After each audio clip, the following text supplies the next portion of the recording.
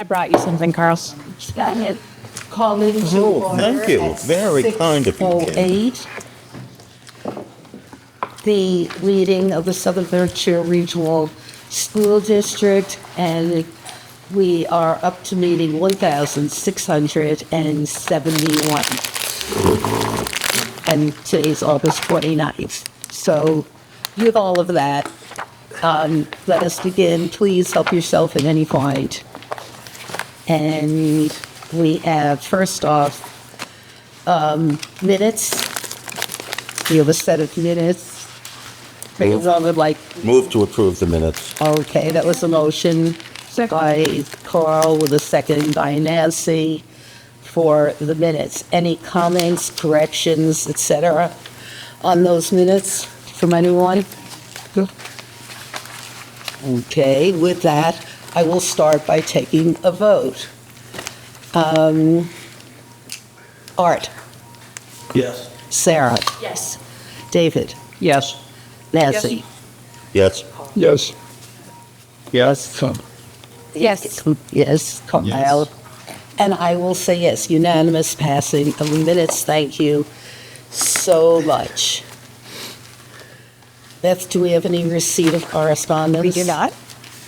Okay, with that, let's move on to the student representative report.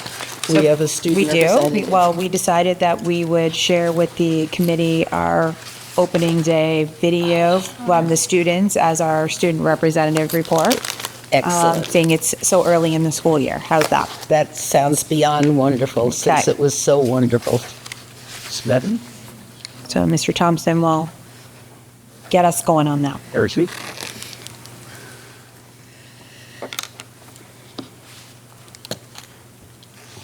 I understand the soccer. Should I get forward to about the beginning of the at that's the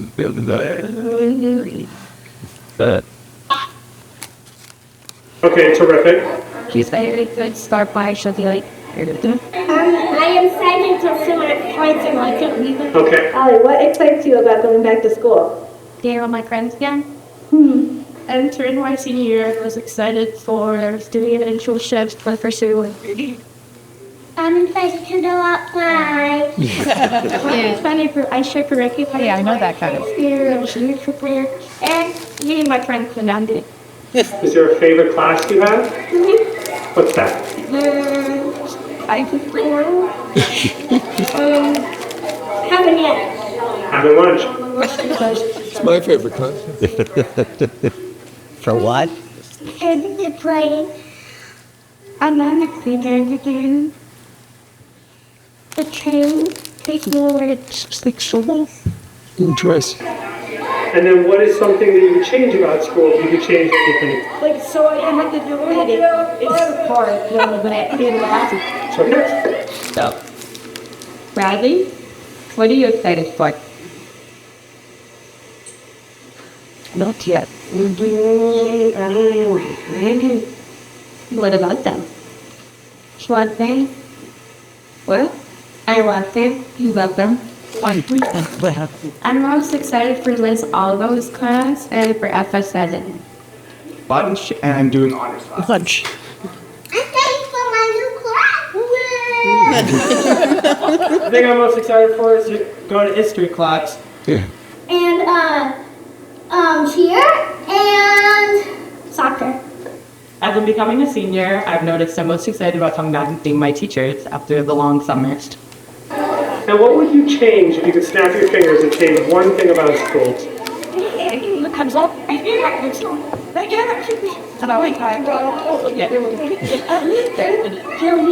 No reading, okay. The masters is a really funny guy. The thing I'm most excited for this year is math. I like math. Yeah, I'm today. They was like the first step. If anything are small and science and so much of fun. And that's when. And I'm also someone to say everything. I said it too. I'm most excited for seeing Mr. Lego at lunch. I'm excited again. I'm excited for seeing my friends. Entering as a junior, I'm excited to be up in the classroom on sports so I can give them up to younger kids. This school year, I'm probably most excited for turning in my homework early. What's one thing you're looking forward to at the beginning of the school year? We're times probably. Okay. Probably for Mr. Schwartz and Mr. Barrett's class. That's your picker. What is something that makes you feel like you belong when you're in school? Everyone's nice to me. I'm excited for reading, writing, and math. Awesome. And what is something that makes you feel welcome when you're in school? Being my parents make me feel appreciated. So we're getting good grades, getting my stuff done, we took time, pretty responsible. I'm excited for art. And if you could change anything with a snap of your fingers, what would it? I would change changing the lunch order and what have candy and rebound. What class is she in? Meeting friends and everything. What? Score fight. Actually, what are you looking forward to about going back to school? Seeing Milo and Tia. And after, what are you looking forward to? I've been down Israel. Oh, thank you. Probably smiling fries, people soft, and maybe see friends. And I think the most of all is meeting my teacher and being fast in my class. I'm excited about seeing Freya and after she's meeting people and sit down and to do new things and hang out with my friends and play. Read books. It sounds really fun. Go. There it is. There it is.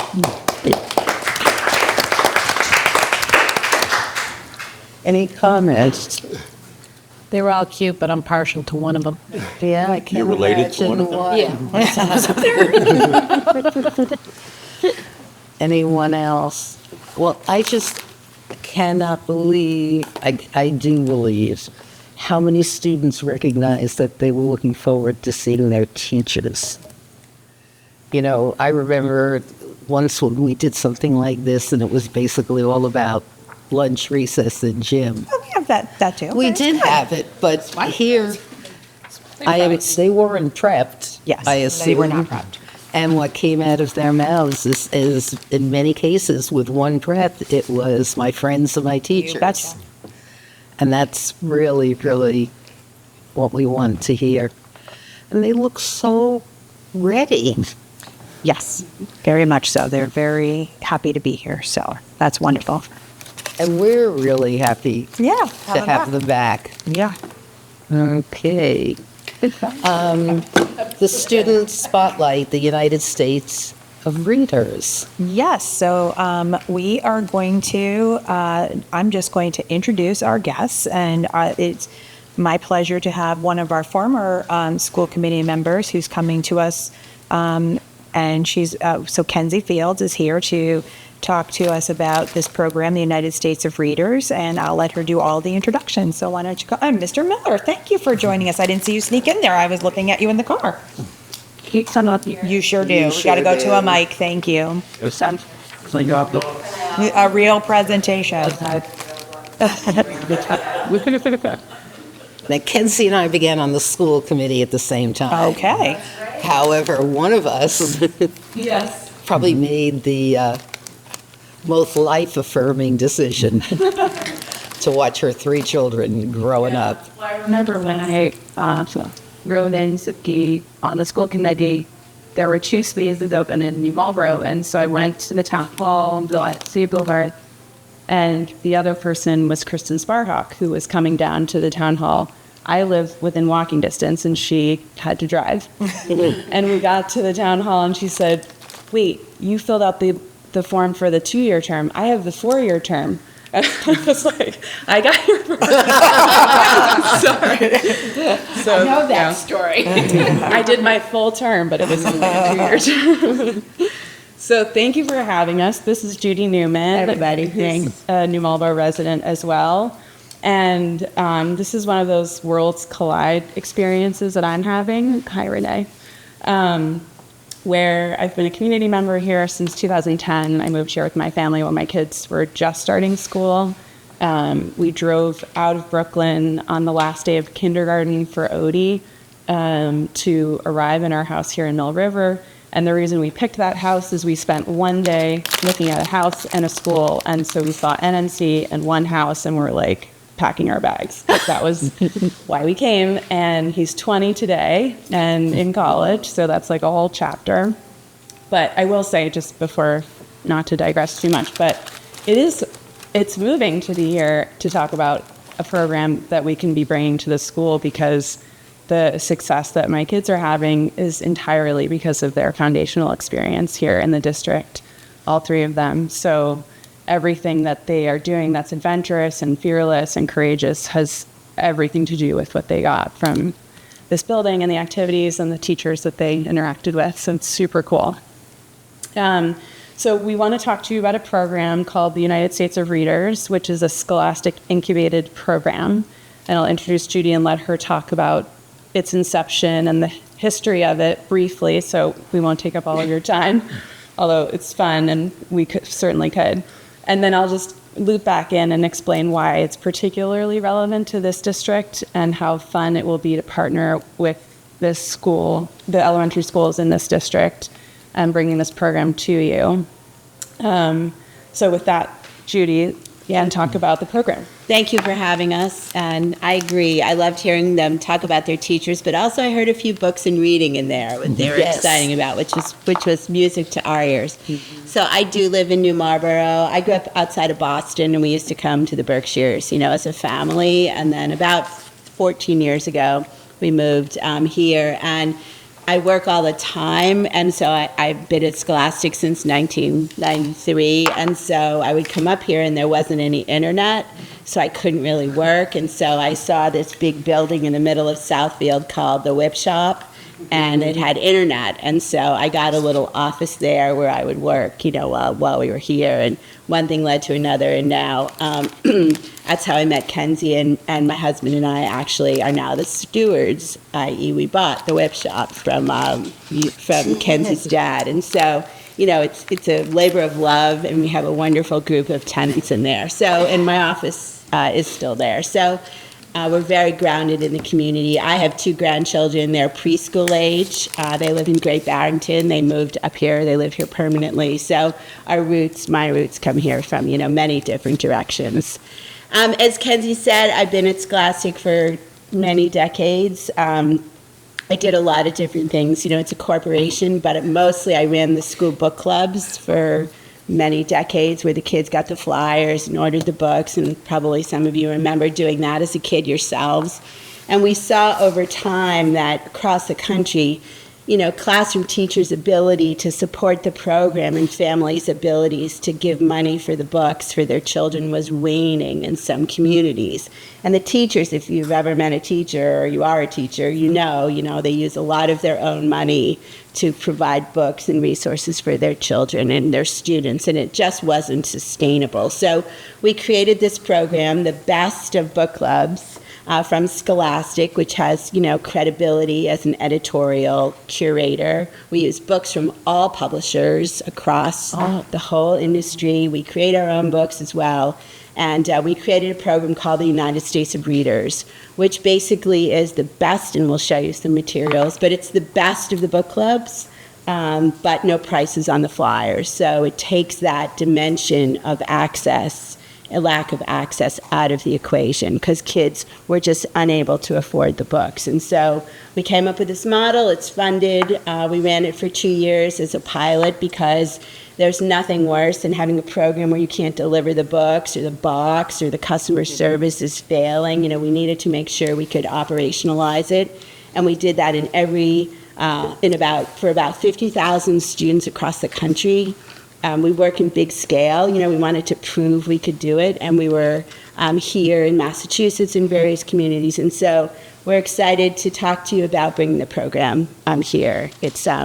We ran it for 2 years with funding from James Patterson, the author, who was so passionate about it, mostly because his mom was a teacher.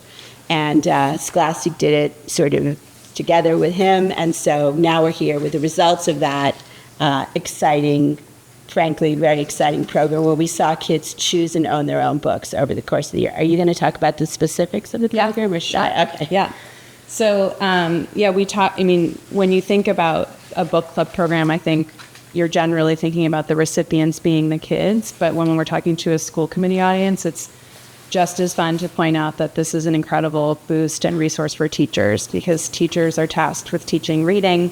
And if kids don't have their own books that they're connected to because they've chosen them, it's a lot harder to get them to practice their reading. So the sort of ethos and the culture of what this program is bringing is the joy of building a home library for kids. And how that happens is the flyers that are similar to what the kids would receive in the Scholastic Book Club traditional model, paid model, are given to the teachers and handed out in class, and they're marketed to kids to make their own selections of age-appropriate, graded. So these flyers go to each classroom that are for that grade. So a pre-K flyer, a K1 flyer, a 2-3 flyer, etc.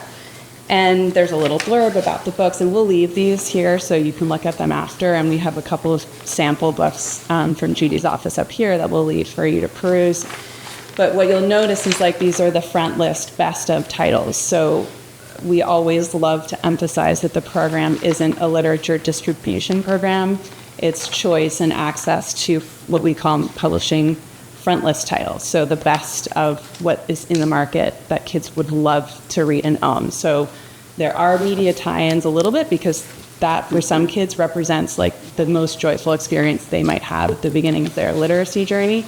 And then it moves through photographic nonfiction. These are carefully crafted, so there's something in here for every type of kid and reader. But we always want to make sure that every child has the opportunity to own their own copy of Charlotte's Web, also. So that's in there because those iconic classics, are really important to give kids access to. So it's a mixture. Right.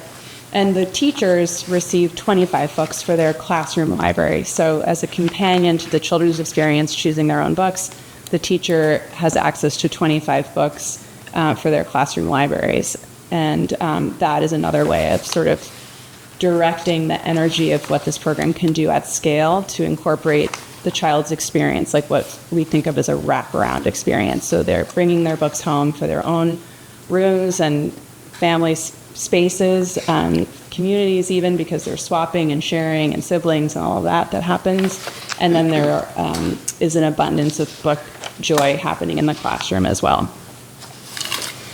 And what we saw in the pilot was fascinating because, it's not automatic. How do you choose a book? How do you know how to do that unless you've had experience? And so over the course of the year, the children would choose longer books as they got more confident. They'd look at the page count. And they'd start to individuate, across the flyers. And at the beginning, they all kind of glom onto the same book, what the teacher recommends or what the coolest kid in class wants or stuff like that. But as the year went on, we tracked all this progression of their own confidence as a reader, because of course it's all about confidence. And the other piece pedagogically is that whatever reading instruction program you're doing, this is compatible because you have to teach reading and then you have to practice reading. So we're on the practice reading side. And as you know, as educators, if you don't have kids actually motivated to read, that learning goes sort of unexploited. So we're very committed to making a difference and really committed to the efficacy of the program. Yeah. And that efficacy and efficiency happens so the children put their 2 choices on the back of the flyer. They hand the flyer back to the teacher. The teacher takes that information to a very simple, well-designed website. They enter the orders. We have our own customer service, sort of live team to answer questions. There are FAQs on the website, but what the 2-year pilot really proved is that this isn't a burden to teachers. And when teachers were surveyed at the end of each year, we had 100% approval rating from teachers. They wanted the program back. They wanted to do it again. It didn't come into their spaces and inhibiting their other activities. It's really like lifting the floor for all the kids in the classroom. And because it's school-wide, so when this program comes to a space, it's in every classroom in the school. And that's where the potential for real transformation is happening, because now it's not just this teacher doing this, it's every classroom in the building up to the age group that we serve. So every single child participates equally, which is always a problem in some book programs because some kids can and some kids can't. So every child gets 2 books 5 times a year. So every child leaves with 10 books at the end of the school year. We're probably already past brief. I don't know if we've crossed over, but Can I share 2 yes, please. things that resonated with what I loved about the program when Kenzie initially introduced it? Charles, can you move so the mic will pick you up? The first is that anytime there's an initiative that's going to put books in kids' hands and that it's equal access, so it's not going to cost families anything, I'm absolutely for it. It's going to complement whatever literacy initiatives we have going on. But the second thing I really loved about this was we saw a great need, and I'm going back a little bit, I don't mean to harp on the pandemic, but one of the things it revealed is you can't make the assumption that every child is surrounded by books at home. Now, our libraries and our librarians here and our local public library network do a great job. However, there was a stark contrast in different homes that I was able to visit throughout the pandemic to realize really some families, they don't have those books. And we know one of the greatest predictors of students' reading comprehension after 3rd grade isn't even what happens in school. It's whether or not the parents or guardians read to the children at home. You know, in 2024, 55% of economically disadvantaged students in all the state of Massachusetts did not meet expectations in English language arts on the MCAS, right? And so we're making strides. If we look at individual districts, some do better than others. But if I looked at just all my 3rd grade MCAS scores across the state as well, only 44%, so less than half of them are meeting or exceeding expectations in reading. So clearly we're missing some of the magic, which I think an initiative like this will bring into the schools. Also, you don't know this, but because she doesn't like to take credit, she's been donating schools to our books. This is my 7th year since I arrived. And not once has she asked for any public recognition or accolades about doing that. So that's another reason I'm biased. And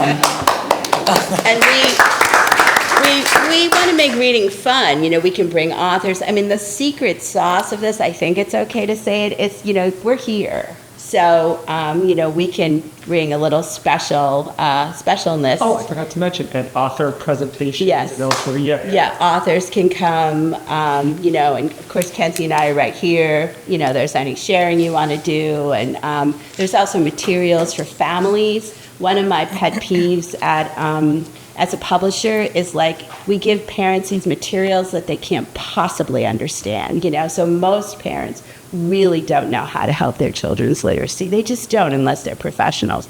So we're going to bring fun things in, author visits, events, and we're so close that it's, and the Rural School Challenge, we're getting a lot of attention in the cities from the state. And we had a really important conversation the other day about how, rural, you can really be held up as an exemplar for rural communities and how to value literacy. And it's sort of a thrilling opportunity for us to hopefully partner with you. I think we're going to have a lot of questions. Sure, sorry.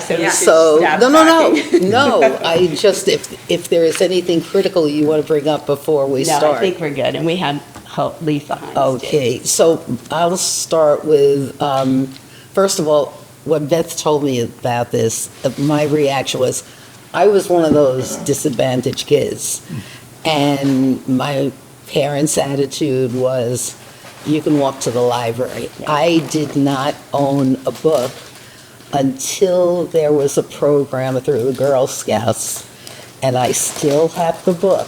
At a certain point, if you had reached a certain whatever in third grade, mine is The 5 Little Peppers and How They Grew.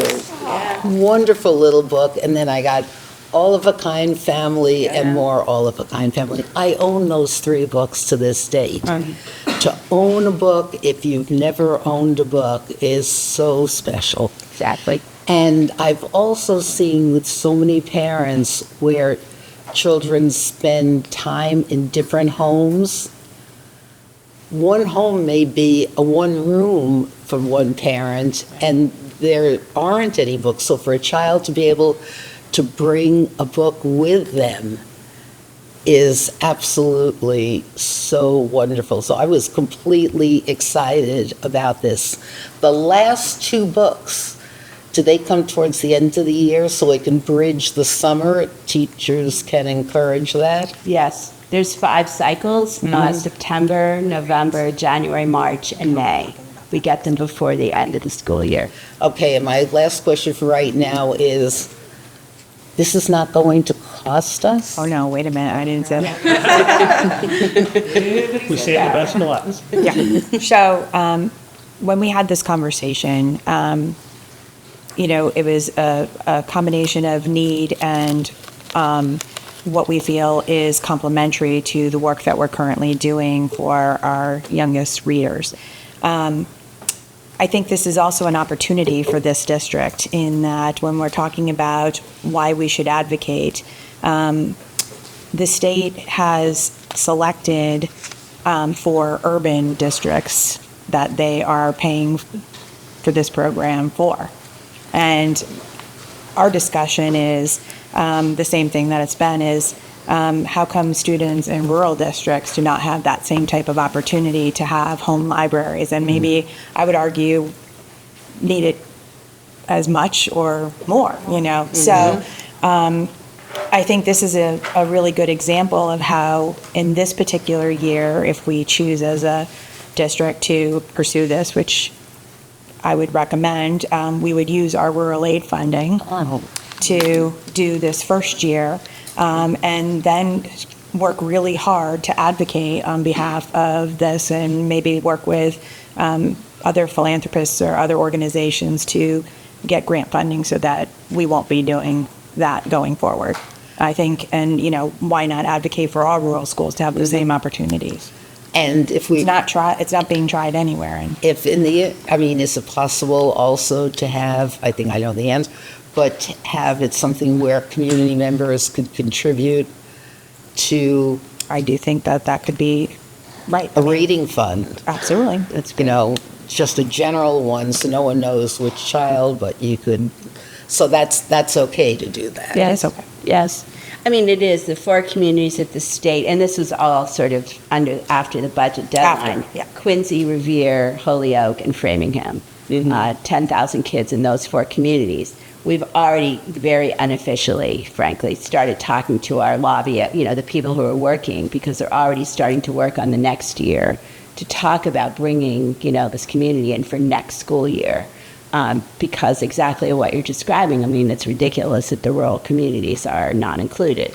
It was just, it like didn't occur to the legislators or something, Yeah. So I think you have an opportunity we together have an opportunity to be an exemplar for the state, because there's 125,000 kids in the state who are high Title I schools who don't have the program, and a good percentage of them are in rural communities, so. And we're good at being exemplars. Yeah. Nancy? It would be possible to, regarding the rural schools conversation, Bonnie and I are on a Mass Association School Committee subcommittee for rural schools. We have a meeting coming up next week, actually. And so if you guys could send, Sure. yeah, or I can put you up with that. Because I think that there are a lot of districts like ours that are talking, a lot of the conversation is about ways to pool voices. But the other is, basically such be the squeaky wheel. Loudly clear. So, and there's a lot of interest, and it's across the state. So it's not just Western Mass; it's also Cape Cod. It's great. And those meetings are Zoom, so we could also, if you'd be willing, Of course.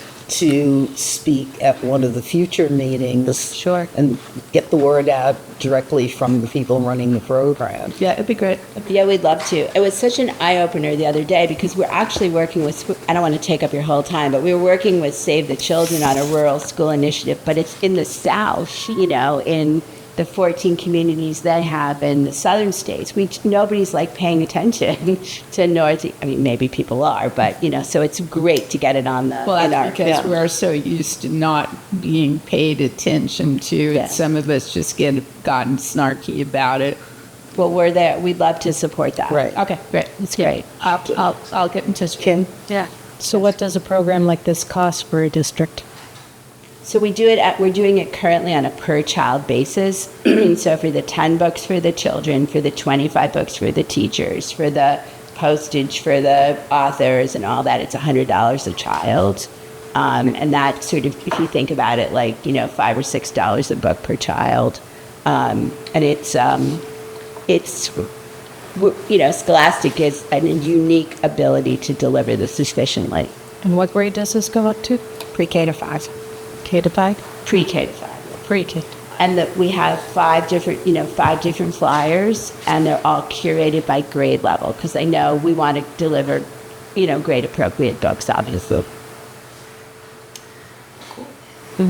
Yeah, and I think the interesting thing about this conversation, because we've had this experience of talking about the program in North Carolina and Missouri, and being able to do this here is where the value proposition really is, because there are a lot of ways into this program, and the one we're focused on is the one where we bring funding to the school.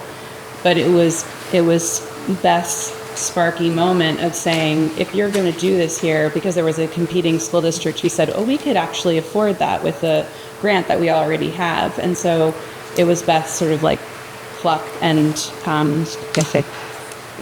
vision, passion to say, actually, we can do that, and it's valuable to us for the other reasons of bringing attention, quality of experience, and then being part of, like when we talk about where we're headed, it's a national program reaching 3 million children in every Title I school in the nation. So to be as sort of like an early onboarder brings some interest and enthusiasm and excitement to your community, which translates to everyone as a benefit, sort of cascading benefits from that.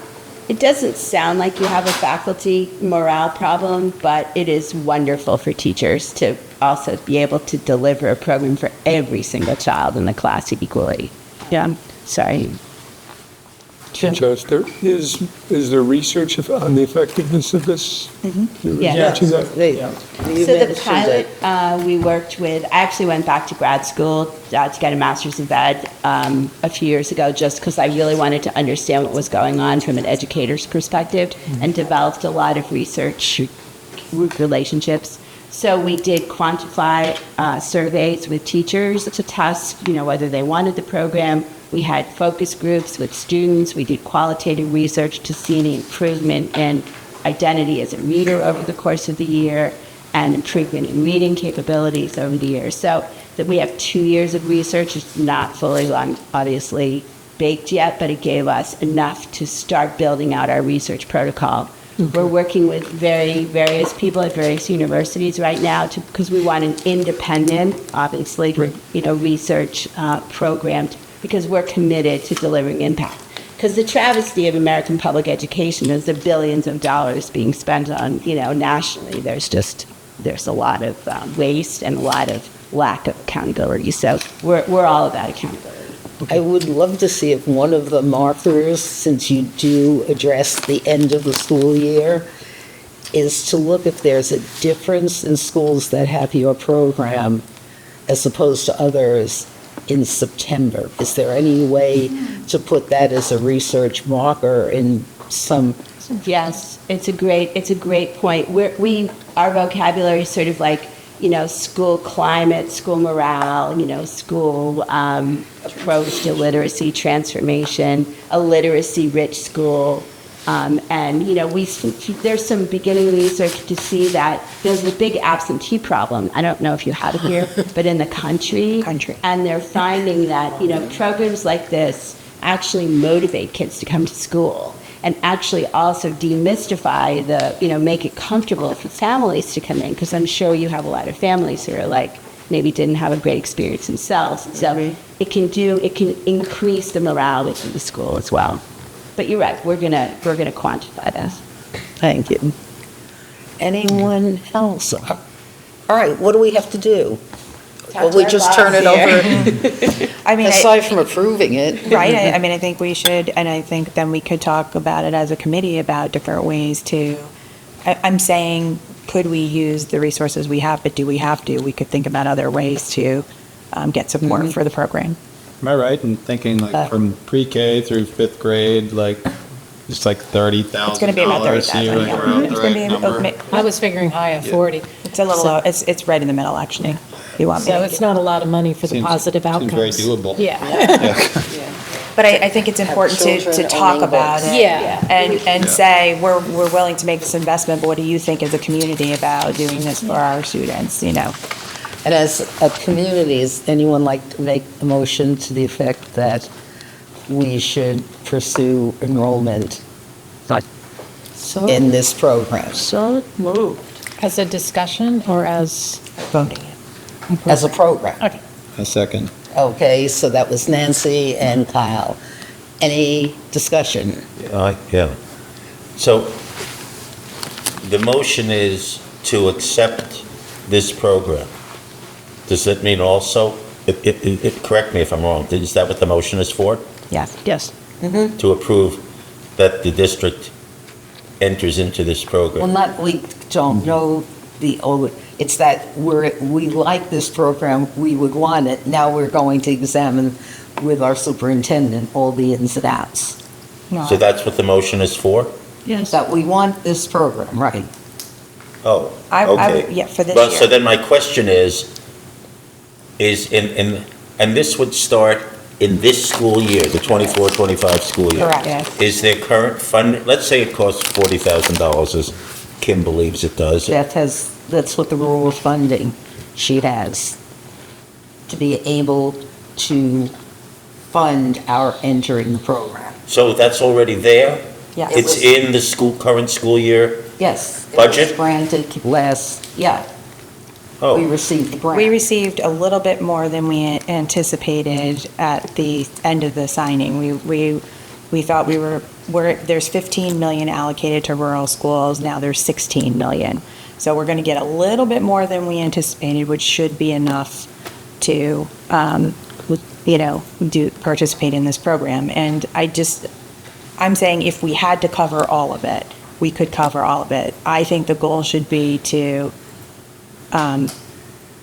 do other things, or solicit other support, but we can cover it. So I feel like we should start the program and then work on the other parts of that. So The in philanthropy, the advocacy, I'm going to try, other grant routes, I'm going to try some other things. so if we want our students to be better readers, more enthusiastic readers, and we have the money to fund the program, can there be any argument against it? That's a rhetorical question. You never know. You never know with your There's this I was guy gonna say, you never, that may. you never know. But those people here in the room, or those people who have a vote Excuse here me, in the Carl. room. You never know. Okay. So is the motion, So therefore, any further questions or discussion? Seeing none, Kyle? Yes. And Yes. Jen? yes, Yes. Carl? Yes. Nancy? David? Sarah? I think this is a marvelous idea. Yes. Art spoke for all of us, and I'm a yes as well. Great, well, thank you. Thank you so much. Yes. Yeah. Yeah. We're available, we're here, and we'll be back. Yeah. Yes, I Thank think you. And I'm going to stop at your house and Yeah, go on your course. Great to meet everyone. Thank you, Thanks thank you. again. Really appreciate it. Thank you. Because it doesn't fit into this. I guarantee it won't be more than 45 seconds of public comment by me. I think this is important. You'll see what I say. Okay. This is apropos of what we're discussing. Carl asked if he can make a 45-second comment or less. Sir. Or less. I don't think this needs a motion, but I'd like the school committee to recognize and acknowledge the recent passing of Pat Carrera, Yes. who died about a month ago, and who was a great friend of this district, of the Massachusetts Association of School Committees, of education in the Commonwealth in general, and I think also a promoter of the candidacy of our current superintendent. Yes. Isn't that true? Yes. Yes. Okay, so Pat was 83 years old. She devoted a significant portion of her life to education in Massachusetts. I knew her personally. I'd seen her a number of times at the annual conference. She came to the school district a few times. She's a great person. She'll be missed. Yes. Thank you so much for doing that. 50 seconds, Carl. Was it? That's better than I usually am. Thank you so 50 much. seconds, 5 seconds of 45, that's 11%. It's not bad. For not letting that go. Excuse me, not letting it go unnoticed. Do we have any other public comments since we have public? Renee? Still, Renee Wood. Renee Wood, 928 Boardman Street in Sheffield. I'm so happy you all approved that program. I can think of nothing better for a child to have beside a loving home than books. Yeah, truly, you have books, you read them, you look at them, you're on your way to having a good educational foundation. So thank you. What I wanted to just say to the school committee tonight is just to express my incredible enthusiasm for being on one of the public members of one of the Transcend program committees. I know you're all going to hear about that, so I'm not going to put any details out here. But I think I've been on this for maybe since the start. Yes, yes. And there's you were quite there a at the few beginning. community members that have really put a lot of time and energy into this. And what we are discussing is so exciting and just an incredible way to get the community involved, of which I know, of whom I know a lot of the people involved, but there's still room for more. And the talent spread is incredible. So I know when the merger was defeated, we spoke of needing more community involvement and what are we going to do with this campus and everything that it represents, as well as its incredible possibilities. So I just wanted to let you know as a community member that the Transcend program has really stepped up, and there's some extremely exciting things coming down the road and a lot of hard work ahead. So thank you for going into that program. And if there's anyone listening and they're a community member and they'd like to come and just, put their toe in the Transcend water, I think everyone is welcome. So thank you. Renee, thank you so much for saying that. Yeah. It's really great. It really, Mary, are you here with a comment or not? I'm here as a fellow community member of Transcend. Yes. Like mine. I'm so glad you agreed to do this, both of you. Thank you. Okay, business managers report. Do we have a report today? We do. There. Yes, there he is. There he is. Good evening. So before you, we're asking for your approval of the various warrants. You can see there's some vendor warrants, the payroll, as well as one health insurance warrant for your approval. Just to give you an update with regard to the past couple of months here in the business office, Mark Chakulis, and then I'd also like to introduce, who is also here, Dr. Marlene DeLeo. She will be assuming, she's a colleague of mine at TMS, and she'll be assuming the role of lead business manager for the Southern Berkshire Regional School District. So she's been working the last, I think, month or so, or month or 2 months with Mark and myself. But I just wanted to make sure that I introduce you to her. She's here with us. Again, last couple months ago, Excuse me? last couple months. Oh, sorry. I thought you wanted to say something. She just said hello. Maureen, did Okay. you want to, Marlene, did you want to say anything? Yeah, I'm glad to be in Southern Berkshire with the TMS team. I have my 1-year anniversary with TMS here on September 17th. I look forward to my time in the district. I come to you with 9 years experience as a superintendent. I've been a high school principal. I've been an elementary school principal. Hence, I'm retired and I'm still working. So I look forward to our time together. Thank you. And welcome. Thank you. So, again, just to give you an update with the last couple of months, Dr. DeLeo, Mark Chaffetz, and I have just really been looking at cleaning up FY24 as much as possible, getting ready for the end of the year report that is due on September 30th, as well as working with our FY23 audit, and soon be getting our FY24 audit.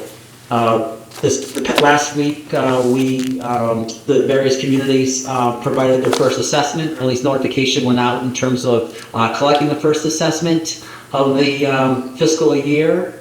And again, just really cleaning up FY24 and looking forward to FY25 with regard to the various purchase requisitions, purchase orders, and requests that department heads, principals, and so forth have been putting in, getting ready for the start of the school year.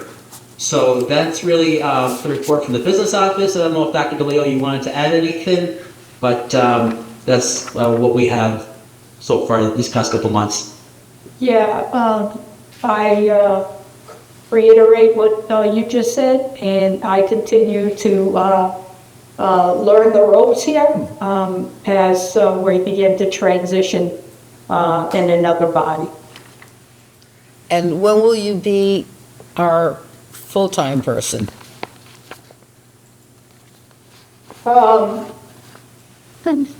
is still pending. Yeah, we're meet on we've established a weekly meeting time that I work with the business office every week.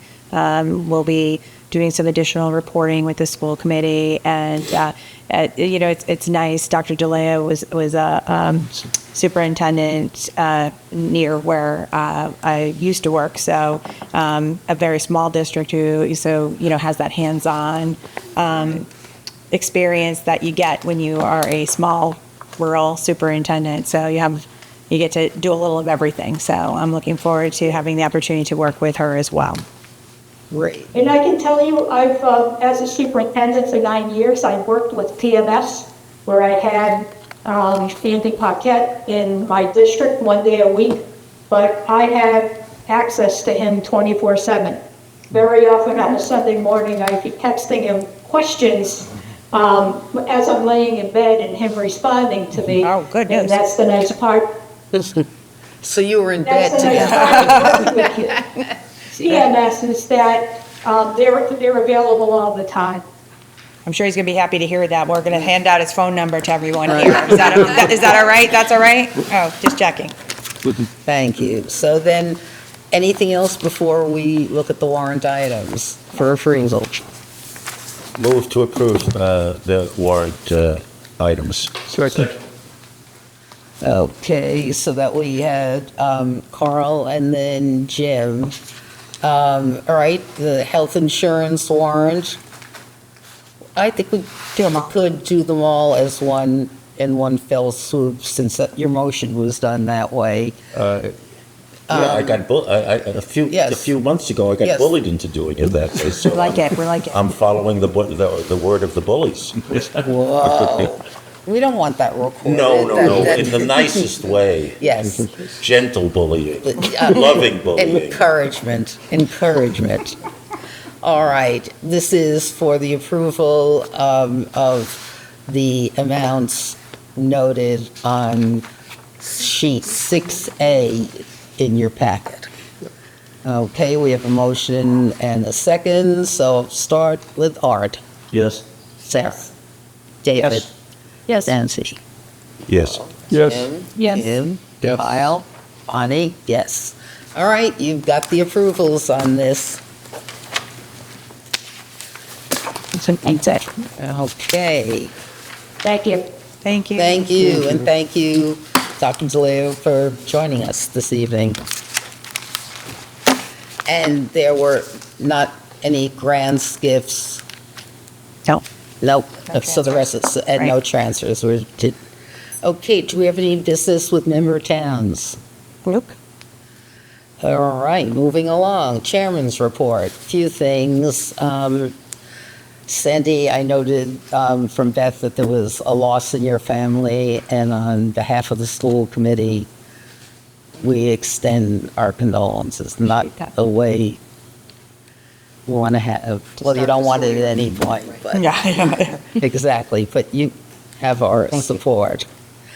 In terms of, one of the things I'd like to start with is something I brought up to Beth, and we brought it up last night at the superintendent's roundtable.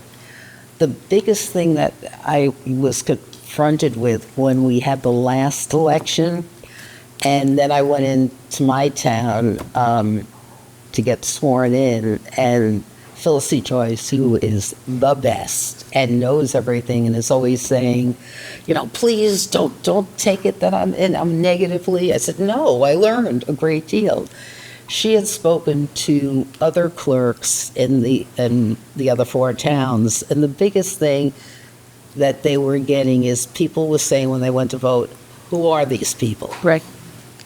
So a major discussion, I'm not going to put us off in terms of the discussion that took place last night, but the thing that I wanted, and the superintendent's roundtable reacted positively to it, is we do have a contest in Sheffield. Sheffield now has 4 people running for the 2 seats. So Stephanie, who has the interim position for Dennis, and then we have Art, who is running totally, there's nothing with Arts, it's totally clean and all. Renee Wood, who's running for a seat, and then Julie Hannum is running for a seat. So, but at the same time, because people don't know us, I think we talked about having a forum where all the people, use the TAC pack, open it up to the entire community, and say, we'd like you to meet the people on the school committee and those running for school committee in order to get more of an introduction. So there was a very positive response last night from the regional group, that the Beth's superintendent's roundtable. I'd like to move ahead with it, but since you are the guys who would need to be there, and before I go any further in this, I know it wasn't an easy decision, looking at both Kyle and Kim. I really, really, I appreciate, and I think I can say on behalf of the other school committee members. Even Carl? Well, I'm looking at him, and looking at him. How can I say anything negative? Kim, in Electrolyte heaven. In continuing her concern about my electrolyte level from several months ago, brought me a Gatorade. How could I say anything? So in that case, Yeah. you're supporting the fact. Yes. So what we would, Not only for that reason. no, I know. What we would do, and is hold a forum sometime in October for all the candidates. And if by that time we know of, or if you know of people who are going for write-ins, Sarah, have we found anyone yet? His name is Miguel.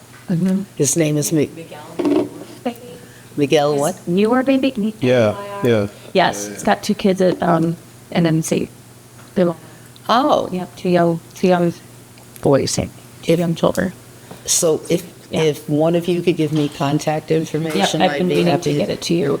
We've been emailing back and forth. You know, he's been asking questions, and I've just been giving him some like details and things like that. He was going to go down to the town hall and register and put his name in. So yeah, I will give you his info. So what I would like to do is have a motion that we do I've suggested that we have a candidates forum in October to present all of the candidates. And my question is, even if you're not a candidate this time, should we do it as, for those of us up in 26, and we're on the school committee for another 2 years, should we invite those who are here until 26 to at least come and make a statement if they'd like to? So, but first, I'd like a motion to the effect that we will hold a candidates forum here in the TAC Pack in October to meet everyone. So moved. Thank you, Art. Is there a second? What? Is there a second? Oh, I thought I heard one. I thought I heard one also, but I'll second if that. Okay. All right, so we have a motion by Art and a second by Carl. And Renee, even though this is usual, please. I'm sorry, it's very hard to hear you.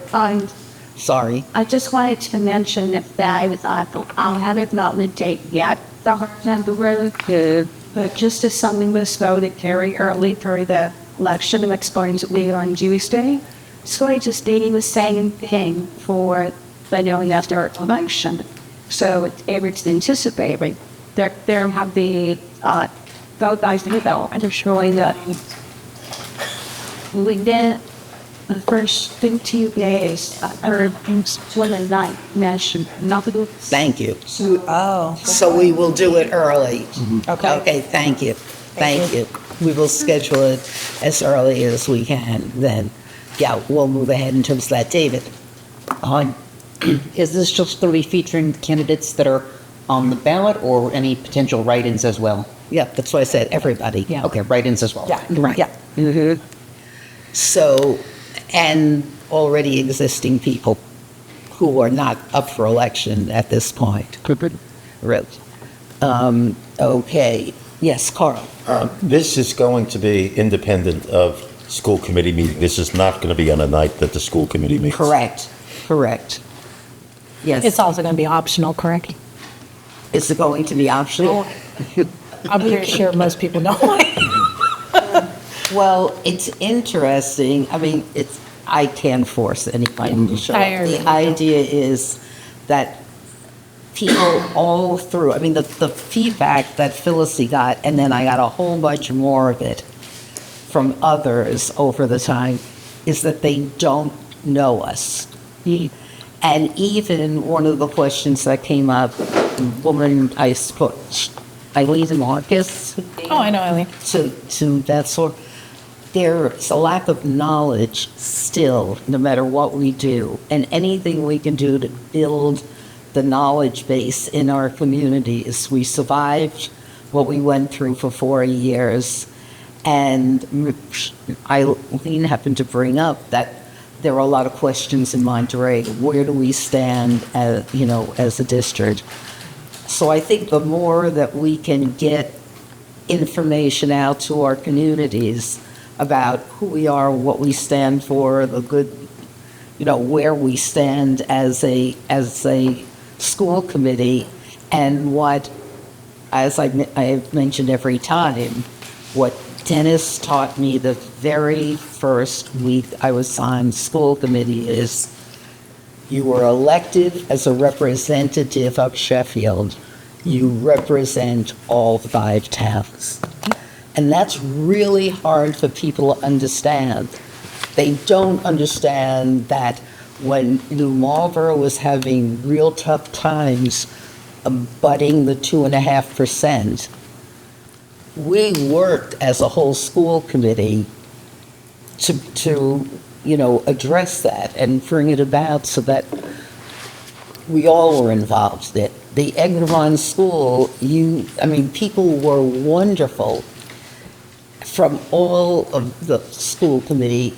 When I was really attacked on not wanting the kids in the building with asbestos, and our school committee, particularly arts, buildings and grounds, and Dennis's finance committee said, we will completely support you. So we were all involved in it, and I think that we're writing an article for the Sheffield Times. In this tiny little article, you can't believe how many mistakes there were. And these are the people who are always writing about our communities. So I think it's very important. No, it's not mandatory for anyone. I just think that in order to get to know the school committee members, like when we had the open forum, when the community was invited in to talk to us as a one-on-one, where this is a candidacy thing, where, yeah, it's great, you need to learn your candidates and stuff like that. And I agree with that. But I think to know us and know the district and know what we're doing should be a whole different conversation with one-on-one. So that people, because right now you have 4 people, you don't know who's going to get elected. They need to be personable to get to the crowd, and they need to communicate. But to say who we are and as a district and what we do and stuff like that, that's a whole different conversation that needs a lot more in-depth than, hi, my name's Kim. I think I totally hear what you're saying, and I think if we pass this motion, we could look at how we design it so that it combines the two. But some of those people aren't going to be here, and that's You're my right. point. So that's my point. Okay. Anyone else have comment on this? I mean, we did get a fuss and I would fleas. like to say, Yes. I believe, and I had it on my list, and I think that what we brought up to them was they were saying people don't know who they're voting for when they get to the polls. So I think this particular venue should be around meet the candidates, whoever's running, write in, just that. I think it's a lovely idea to have those back and forth forums where if they want to talk to the school committee, get to know the school, what are your thoughts? Like we did that with some of our open forums. I think that is a great thing to do. I don't think we should mix them, personally. Okay. Nancy? Yeah, right. With that, though, I think that to have members of the school committee, current committee at the meeting, I think they should, or at the forum, for people to ask questions of us. That's something that that can be presented before everybody speaks. At the end of the presentations. Please feel free to talk to any of our current members. I think would it work then if we just advertise it as a candidates forum? Exactly. Write in people have already submitted, etc. But we will have other members of the school committee present. Absolutely. And that questions come up where you want to hear not only the candidate's opinion, but you want to hear, what Carl thinks about it. If he's there, then we would do that. So does that address the concern? Yeah, well, it's just like I said, I think we need it separated, like Beth said, which is what my point was, because you could drag it out. Wait, let Kim finish. You could drag it out, it could get in-depth, it could get way We don't too want that. far out of control instead of, hi, this is Renee Woods, and I'm running for candidacy, and this is what I believe in, or what have you. Short and simple. So we will, once we get past this, it's going to be our outreach committee that's going to have to quickly design it and comment just what Jim was ahead. So I think I've heard how we want to adjust that, Jim. Yeah, I was to agree with Kim. I think it's unwieldy to have two We've now had agendas 4 rather people. than one. Yeah. We have one agenda. It's meet the candidates, meet the write-in and others, and there will be other school committee members there. should you want to hear on issues or you have questions. And Bonnie, Yes. This is on format. Trust me, for someone like me who oftentimes doesn't know how to, like if I had to go to do the forum for my first entry into school committee the public arena, it would be really helpful for me to have what are the things, like a bullet point list. There is, as soon as we have the names of everybody, we have the 4 people who are running in Sheffield. We'll have write-in, if there are any other write-ins. Yeah. Everybody will get this is what it's going to be like. Personally, I brought this up last night, I would like to have one of our students with some assistance be the moderator. That's great. I think It's going to be that formal? Even if they get practice introducing people and explaining the format, that's public speaking. No, I don't mean about the student. I'm just saying the format that you're trying to portray to put these people up here. It was that's what I was saying. It's going to be that formal. Yeah. It's covered by CNN. Well, I'm definitely not going. Okay, a vote. Let's start. Art. Yes. David. If I come across anyone who's interested in waging a writing campaign, who should I notify to get them on the list? Us, Beth and I. Good. I think. Sarah? Yes. David? Yes. Thanks. Yes. Yes. No. Sure. And I'm a yes, so that's Neither one. 8 yeses and 1 no. Okay.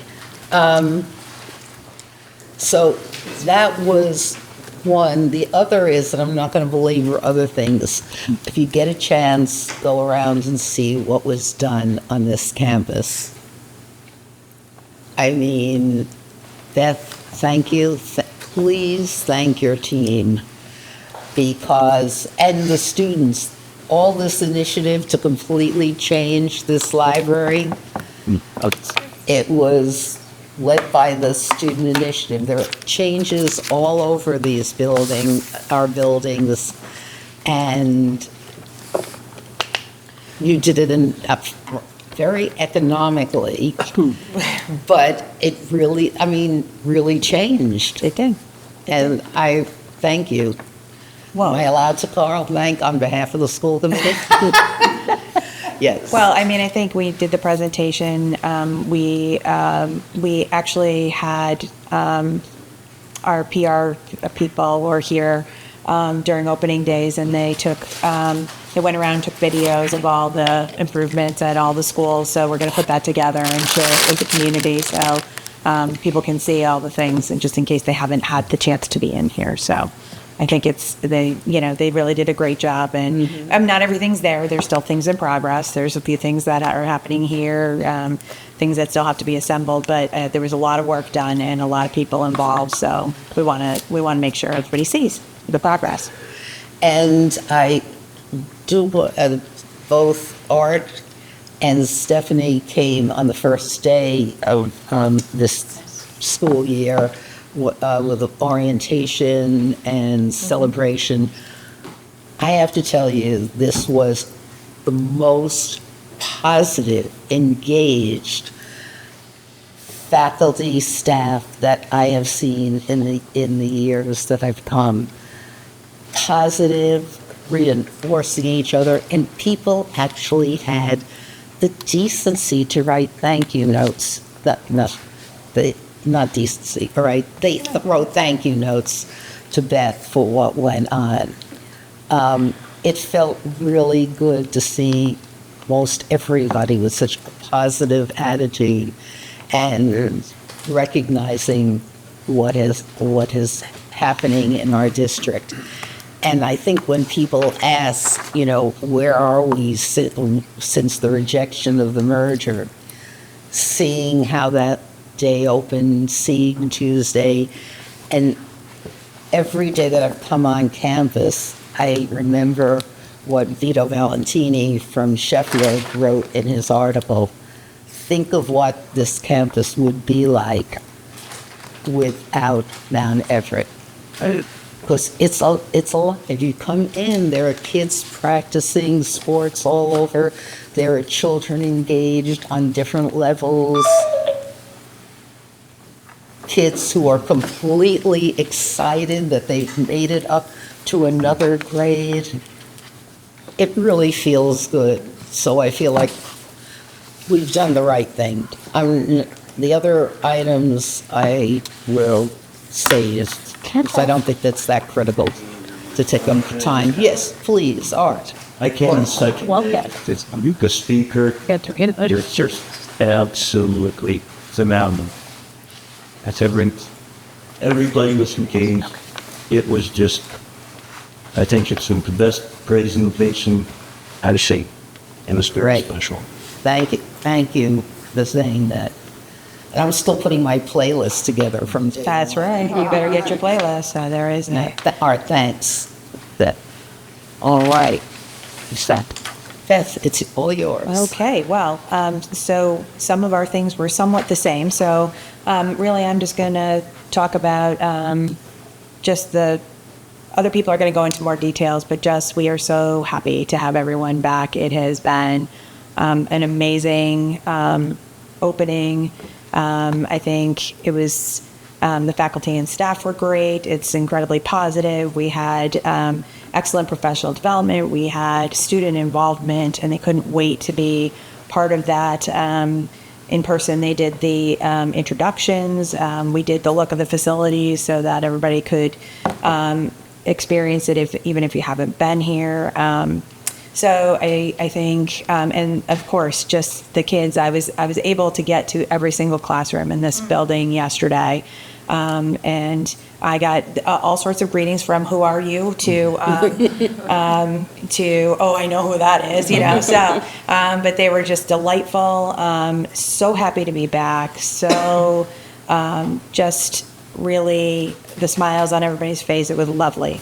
We feel really lucky to have the opportunities that we have. And we had quite a few people that aren't from this district who have joined us recently. And they just say they really comment on how supportive we are. The speakers that we've been bringing in, they feel like it's really inspirational. They feel valued. And so it's really nice to hear, if they've been somewhere else and they get to experience this place. Many of them say there's nothing like that, so we should be very proud of that. As Bonnie mentioned, the superintendent's roundtable is something I think I should kind of explain because there's a lot of superintendent there's community conversations. There's the superintendent's roundtable was originally started to be myself, members of the school committee, select board members and/or finance committee members, and just to have that level look so that we have the opportunity to hear from our community leaders what's going on in the communities, what's everybody experiencing, what are they thinking about just at that level, and how can we partner together and think about ways to improve what we're doing collectively. And I think it's been a really powerful group. And I always say I'm going to keep it to it. We were chatting for almost 2 hours last night about different things, and out of that came ideas about having a school committee forum, came about a small group of people who volunteer to look at our budget process and our we're going to look at ways to ensure that every single person in the community understands the budget, and how can we look at that differently. There's another group. Your two task forces. Well, I just talked about the task force opportunity. That's open to everybody. But also, we're talking about the fact that we have confirmed that we are going to have the acting commissioner of the state, commissioner of education, and we're working on hopefully having the secretary of education come to the district in November. We have a date. We're just waiting for the that, but we also gave an opportunity for that type of community leadership to say, how do you want to plug into that day, and what are you going to prepare to do that? So I feel like this makes what we do here different. We are really community oriented, community based, and I felt, and those who were able to join, I hope you feel the same way. I felt really supported, and I felt like everybody was super committed to the school district and how we work together. And I think it's very, very different than what I've experienced in my other position. So I think that's worth mentioning, and I think it's a really great group. So more to come out of that particular group. And yeah, the big highlight was this finally that we are being recognized for, kind of our little engine that could, as you like to refer to us, and I do too as well. But I don't know if I've told this story here, but when we were at the superintendent's conference this summer, the commissioner, the secretary of education, I swore that I was going to get him to come here and see us, and he's going to be here. And I went and stood in line after every single city and urban district, and I kept saying I was going to sit down. Julie's like, get up there. So I stood there, and I stuck out my hand and I said, I am Beth Regalbedo from Southern Berkshire. And he literally jumped off the ground. He's a 6'8" individual. And he said, oh, I know who you are. And yes, I'll come. So, I mean, I think it's really, it's what we've all been working towards. And I think that's something to be proud of. And I'm really looking forward to showing off all the good things and the innovative things, and why it's important to keep funding rural schools adequately, because our kids deserve the same thing as everybody else's kids. So that's where I'm going to leave it for now, but more to come, and I'm looking forward to having the committee's help as well in planning that special event. Any question, comment? I just want to compliment your administrative team also, because as you introduced all the new people coming to our district, what I have always admired is how you're able to attract people at tough times, but we attracted people who have had other background, not straight education into the classroom. Not that there's anything wrong with that, but the group that's coming in has such a broad spectrum of there's quite a bit of interest experience and experience and all. And, part of that is going to be the work your administrative team did to bring them here. I thought you were going to say how fabulously welcoming they are with the fun facts and really getting to know them. I think that's a fun experience. You really feel like you know these people, even though they haven't been here. So yeah, I like the fun facts. They are an amazing group, and so I think that's that. I appreciate you saying that. Yes, I think that. All right, Julie. Hello. Hello. So I'm going to talk to you about two things this evening. I'm going to start with our new hires. We had our new hire day a week ago today, and it's an event that we really enjoy because it gives us an informal opportunity to get to know everybody that's been hired. The whole admin team participates in this event, and I just wanted to take time to tell you who we did hire, because we hired 14 new staff members this year, and some are support staff and some are teachers. To your point about the teachers that we hired, one thing that I thought was very impressive is they're all veteran teachers from other districts in the Berkshires that wanted to work here. So they had jobs. They had good jobs in other school districts, but all of them wanted to work in our district, and that says a lot. So they weren't riffed. They chose to come.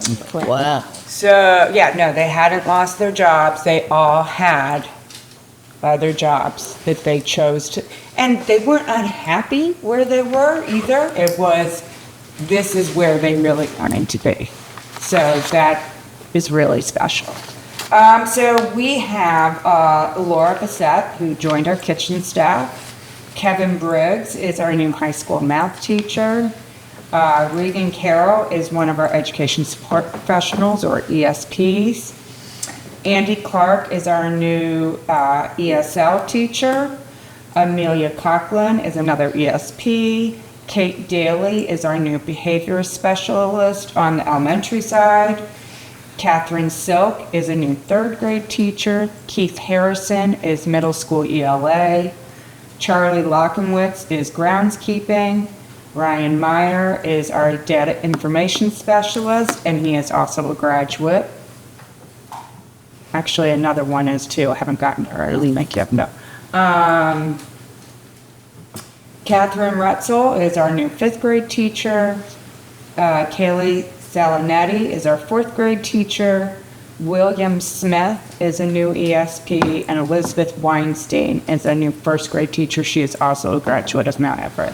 So it is always nice when we have the kids. I'm glad you brought that come up. back Yeah. for jobs. So I just wanted to tell you about them and ask you to welcome. I did. Yeah. Like also. Also a graduate. Oh, he's a Ryan, graduate yes. too? Yeah. Oh, Amelia's a graduate. Amelia. See, there you go, 3. Yes. I have a question. Andy Clark, who's a new ESL, is that the Andy Clark who graduated from Monument, who is fluent in both Japanese and Chinese? Yes, it is. Andy Clark. I've known him since he could barely walk. Well, here he is. And now I can barely walk. He is one of our newest hires. Full and circle. we feel very happy to have him. Carl. So the second thing I'm going to talk about a little bit is professional development. So each year in the spring, we evaluate our professional development from that school year. We do it through looking at student benchmark data, surveys of various stakeholders or interviews. We look at the state's goals, and that informs our strategy for continuous improvement, and then all of our strategy for continuous improvement. Our strategy for continuous improvement informs all of our professional development choices. So, as those of you who have been around a little while, last year we completed our 3rd year of our math initiative, which was a huge initiative where we invested a lot of money in high quality instructional materials, grant funded, but it was still us, and a lot of professional development and coaching. And the payoff was huge from being very dedicated and pinpointed on that. And so in fall of 2022 is when we purchased that high quality instructional material. Our initial assessment, 12% of our elementary students were on or above grade level in math. It was not good. It was post-pandemic. But our spring data from 2024, 64% of our elementary students are on or above grade level in math. That is huge growth in 3 years. Yeah. And statistically, if you have good tier 1 instruction, which is high quality instructional materials with a strong educator in front of kids, 80% of your kids will be on or above grade level. You have to have a little wiggle room for people who don't fit the molds. So we're almost there. So I am very, very excited about that. I am so proud of all the hard work our teachers put in. They did so much to make this happen, and they have so much to be proud of. Have the teachers been given? Oh, I thought. I'm sorry. That's have okay. Have the teachers been given that information? Not yet. But they have now. If There it they're is. watching, Tuning in. if they're watching, they have There it it is. now. Elizabeth But- O'Donnell. Yeah, Liz, you've got the information. I just tweeted it out here. So this year, we're beginning our 2nd year of our ELA initiative. And so at the elementary level, all our professional development will be very much geared to English language arts. And hopefully, by replicating the model we use to implement math, we will have the same success. because as you heard Charles say earlier this evening, statewide, MCAS scores in ELA are really, really bad. Dismal. Yes. So I also wanted to let you know that, as I said, we survey and interview stakeholders. And so a lot of the feedback we get on professional development, of course, is from our teachers. Now, the ultimate goal of professional development is to improve student outcomes, which this data shows we're doing. But we also like to have teachers engaged and interested in the professional development, just like we do with our students. So the feedback from them was they really wanted to increase their voice and choice in PD. Exactly what we hear from our students, right? So last year, we tried to do that by having book clubs. And so we had a variety of book clubs, and they got to choose which one they wanted to be a part of, and all the books aligned to our strategy for continuous improvement. So this year, we wanted to try something different. And so much like the pathways we offer our students at the secondary level, we have created pathways for professional development for our teachers at the secondary level. And so they will get to choose their pathway and what their focus is going to be for the year. Again, the choices have to align with strategy for continuous improvement. But some of the pathways that we're offering for this year are early college. If someone wants to get certified that isn't already certified in early college.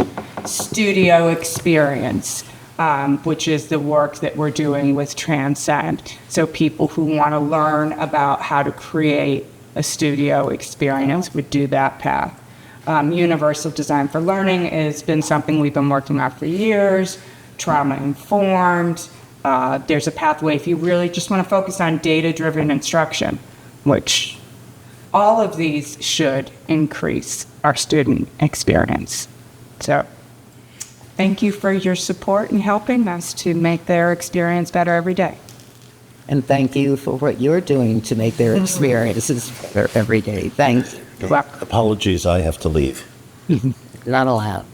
I mean, I have to, Safely- it's not, that's okay. it's not an it's not, I mean, It's if it not hadn't been for, medically- if it hadn't been for Kim's Gatorade, I would be, Yes. I might be on the floor. No, I'm joking, but I do have to leave. Okay, take care. Okay. Good night, everybody. Take it easy, go safely. Sandy.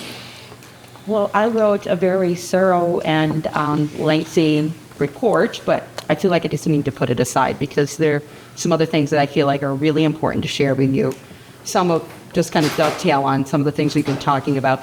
But one of the first things I wanted to talk about goes back to our summer program, which ran from 5 weeks through July to the beginning of August. And you saw some videos at the beginning of some of our children. In the background, you saw a lot of activity. And that was the culmination of our summer program where they held an Olympic Games, where students from pre-K through grade 5 were really all working together in our courtyard out here. Each grade level planned an activity, and you could tell there was a lot happening out there. And it was such a well-run summer program. We had great attendance. Oftentimes when we run our summer programs, there's a lot that happens during the summer. Schedules are different. Attendance trails off. It might start strong and it trails off. It really didn't do that this year. And one of the things I wanted to mention, and Liz O'Donnell was one of our teachers, and she's on here right now, and she came up to me the other day and she goes, I just love working the summer program. It was so great. So thank you, Liz, and to everybody else who did that work this summer, because it's such a good experience and really gets, some of our students a little extra boost who might need that boost. So wanted to share that. Just going back to these opening days of these wonderful new staff members that we've hired. I was going to mention a little more about Andy. Came to us last Friday. We hired him last Friday. He was here Monday. He came in Monday, as you know.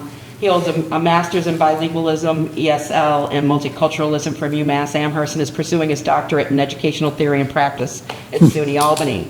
Really comes to us with a whole lot of experience and a lot of enthusiasm, and we're very fortunate to have him. You've heard about some of the other folks that are joining us. I was going to talk just a little bit about the ESPs. You heard about Amelia. We also have Regan Carroll, Will Smith, and Sarah Galuli, who's been with us for a period of time. She worked as a long-term sub. She's with us right now as a pre-K ESP, education support professional. as she continues her educational experience. And already, I just like the energy that's coming with the folks that are here is truly amazing. We had the orientation the other day. Some of your little tidbits came from my 2 truths and a lie activity that I did with them. We have some interesting people here. Some very interesting people. A lot of their truths I would have guaranteed with a lot. From playing one-on-one b-ball with Michael Jordan, to, being in all 50 states within 1 year, to, I mean, just like amazing, amazing experiences. Every one of them, every experience they talked about. So, and the energy at those, we had an opportunity to sit and have lunch with them, and the conversations we were having was so rich. It's exciting to start the year this way. And then, as everybody spoke about these opening days and our fantastic speaker and all of the work that was done through the professional development, just really great. I wanted just to share with you that we're really working to develop a full year, thought out, all-inclusive professional development plan for our ESPs. Those are, again, our paraprofessionals. Oftentimes, they don't necessarily fit into some of the other professional developments that we're doing, and they need other resources available to them. So we're working on that. Dr. John Bruno, who some of you might be aware of, former school committee member, and he's been a special educator in our district since last year, is now also part-time assistant director. We're fortunate to have him in that role, and he's kind of leading that training program. We've been working together to develop it, also talking it out with Julie.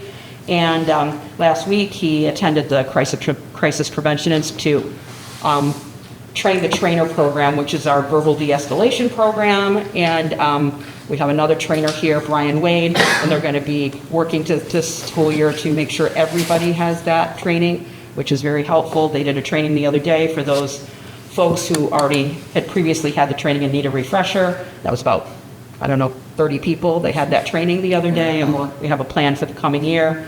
He's also going to be overseeing the CPR and first aid and behavior management and other areas that we're going to be working on with them, and the staff are very excited about that. And for those of you who don't know, we have about 25 ESPs in the district, across the district. There's just a couple of other things I wanted to mention. The new Massachusetts Individualized Education Program is here and starting. It's something that the state has been working on for a number of years. It's really focused on student voice, starting at age 3, which is when we start providing our services to kids. And I love that. We've always had our students who are age 14 to 22 have an active participation in their plans, but now we're starting at age 3, and we can see that growth as it goes through the year. So excited about that. We had some people that participated in Train the Trainers, myself, Nancy Doherty, Tracy Weston, Brian Wade, and they have conducted professional development toward the end of last year, and it's continuing into this year, and it's also going to be provided to families coming up soon. So that's pretty exciting. It's just happening. We're hitting the ground running, and I'm excited about it, actually. Our health services department, we had Dr. Sylvia in with us yesterday talking about the current health needs. Unfortunately, she said, there's nothing too alarming out there right now. I'm like, I like that. She goes, but they're back to school. So we'll see. The back to school is always the challenging part. So, and also working together with the Southern Berkshire Collaborative Care Coordination that we really started working with last year. We have seen a decrease in the number of referrals for students who might be exhibiting signs of mental health needs, such as anxiety, depression. And thanks to our own mental health department, and thanks to all of you for supporting that. That has been huge with our 3 school adjustment counselors, 2 school psychologists. We now have a behavior specialist. We have consulting school psychologists. We have a consulting board certified behavior analyst. I'm sure I'm forgetting somebody, but all very important to our school district. I believe that's all I have to say right now. I feel like I have a lot more, but thank you all so much. Really appreciate it. And one more shout out to you 2 ladies over here. Mary, Renee, Beth, we're all on the same subcommittee for the Transcend. I feel like I learned so much in those meetings. I spend a lot of time listening. I take the notes. I try to be as thorough as possible, but I really just want to thank you for all that you are bringing to the table. It really is greatly appreciated and exciting for me. So thank you. thank you, and thank you for building our internal support team for behavioral assistance, because once you're out of an environment like this, it's virtually impossible to get help. So the fact that you built this, please let us hope it helps our kids. It does. Will the warm line be continuing? We are working on making Yeah. sure that happens. We We've have the gotta people that are figure- ready to support it. We have to figure, I think we have another team, to figure out how we get the word out more and more. Just talked with Dr. Sylvia again yesterday because she was saying how difficult it is to find counselors. She said it herself. And I handed her a bunch of cards and I said, please. And she was like, oh gosh, I will do this. And they said, you have them in your office already, but Kate totally is supportive of the fact that we have that off our system. Thank you. Thank you for the work. You're welcome. All right. And we're on to new business. The employee handbook, which you all received, all we do in connection with that is we have it for review. I know Stephanie, and I've written a note to her because if you respond when when Michelle sends you something and you're responding with material, the response should only go to Michelle. You can copy it to both Beth and myself, but it's not to be shared as deliberation, mass reply to the world. But if you have comments, we have it, and we'll work through that. But do not copy the world. All right. Discussion of school committee workshop date. As you noticed, we did not have last Saturday a workshop. And in discussion with Beth over the summer, because of the work she's been doing with getting us recognized every time you turn around for good things, if we have another way to go in terms of doing the workshop. And Beth, do you want to explain what? Well, I think we have an opportunity to, I didn't mean about some swag from one of my national support groups here, is Leading Now, which is an organization that supports superintendents across the nation, actually, but they have also, once you go through the superintendent cohort, they have created a membership that is for school districts and goes to helping anybody in your school district who is working on political acumen or how to best communicate in the most effective ways and handle challenging political conversations. I would say that.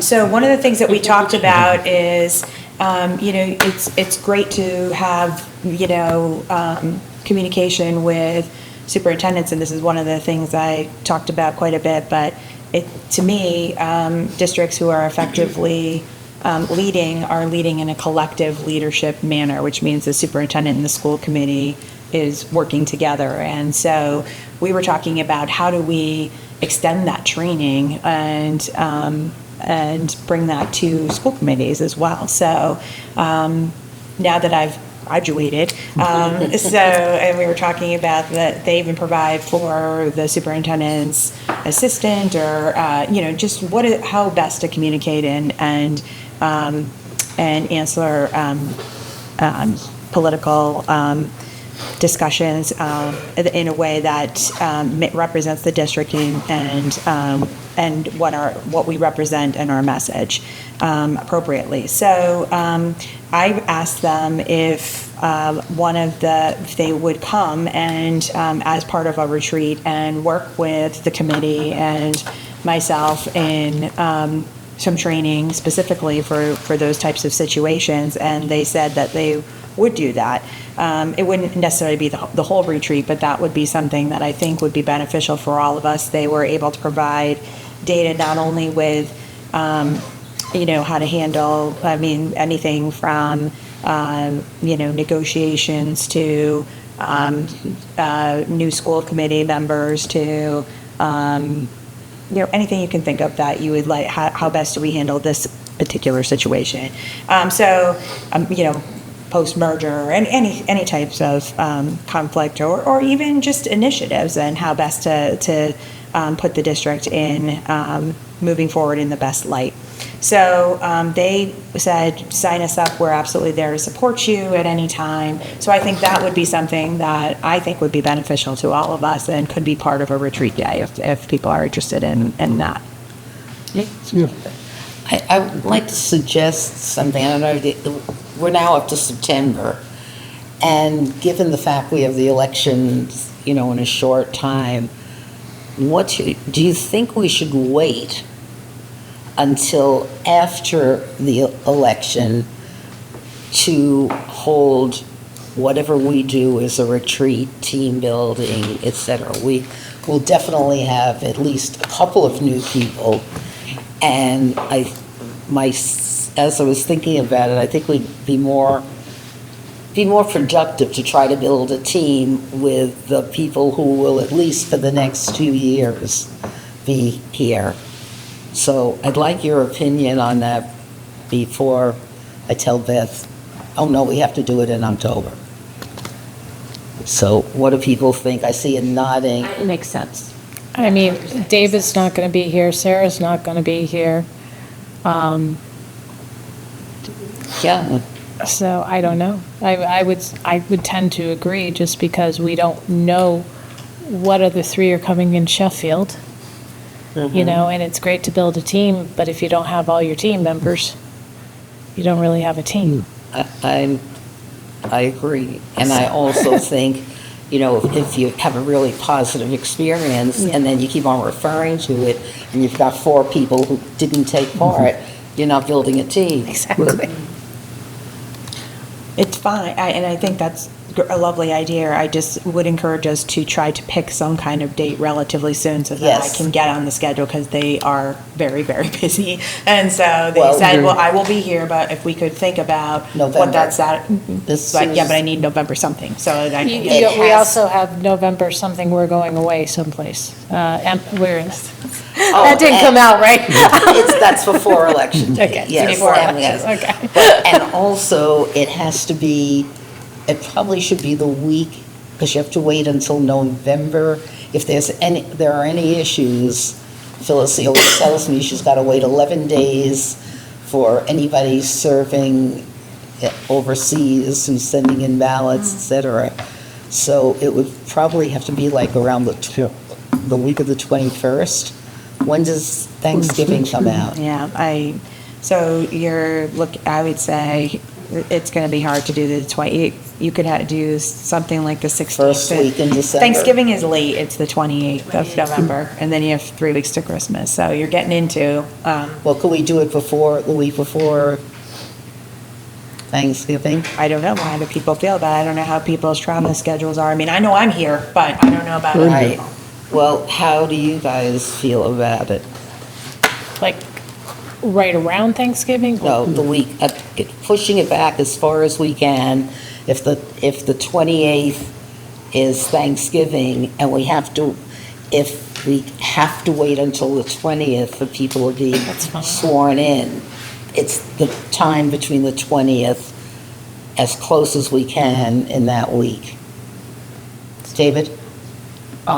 Given that Thanksgiving's a holiday, I think it makes the most sense to do it probably the first week of December, because the new committee members, we have no way of knowing what their availability will be. Well, they wouldn't depend, but that's a good point. If they're not certified, right? If they're not sworn in, good point. First week of December. Good save. So I'm just going to start with, can they make that happen? And just ask them. Right. This is what people are thinking about. So. Great. Good catch. Great. All right. Cool.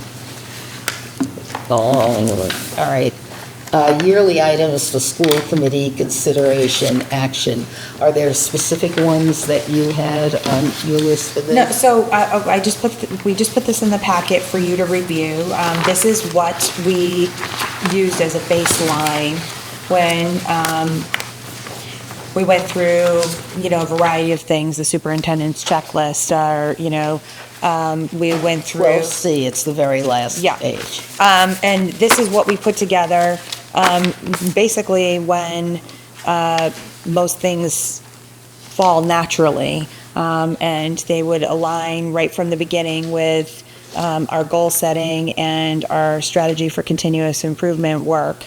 And then all of these presentations should directly relate to items on the strategy so that the committee can feel like they're being informed about how we're addressing those individual items, right? They're different reports. So this is just a guideline. We might add things. We might,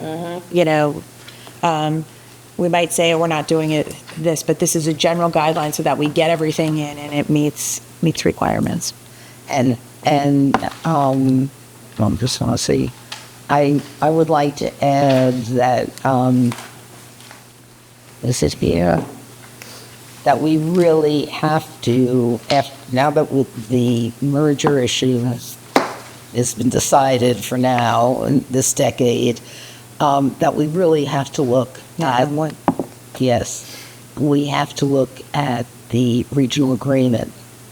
A good point. Yeah. Because there are points in the regional agreement that have to be. Well, you have that subcommittee. These Right. are other items that would be kind of but I agree. Yes, I agree. Mm-hmm. These are just reports that would reflect ways for, we're using this as a way for our administrative team and our faculty and staff to highlight the things that we're doing to improve student outcomes through these different initiatives. Okay. And so you see what I'm saying? That's what the see point what of you're this is, so that when you're looking for ways to say, hey, how do we know that you are doing this action step that you said, we're giving you a report.